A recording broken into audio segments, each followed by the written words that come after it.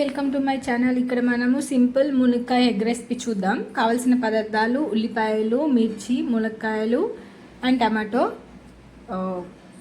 ఒక గిన్నెలో ఆయిల్ వేసుకొని కొంచెం ఆయిల్ వేడైన తర్వాత ఎల్లిపాయ వేసుకోవాలి.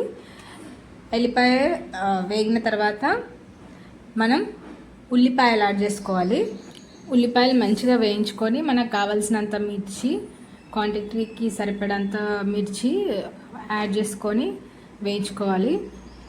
దాంట్లో మనము కొంచెం సాల్ట్ యాడ్ చేసుకోవాలి, ఎందుకంటే మంచిగా వేగడానికి సాల్ట్ అండ్ తగినంత పసుపు యాడ్ చేసుకొని మనం ఫ్రెష్గా కట్ చేసుకున్న ములక్కాయలు యాడ్ చేసుకొని మంచిగా వేయించుకొని, మీ దగ్గర స్ప్రింగ్ ఆనియన్స్ ఉంటే అవి వేసుకొని వేయించుకొని నెక్స్ట్ టమాటో యాడ్ చేసుకోవాలి.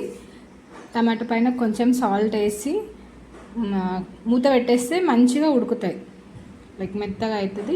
తర్వాత మళ్ళీ మనము టమాటో ఉడికిందో లేదో చెక్ చేసుకొని మంచిగా కలిపేసుకొని నెక్స్ట్ కొంచెం తగినంత కారం యాడ్ చేసుకోవాలి.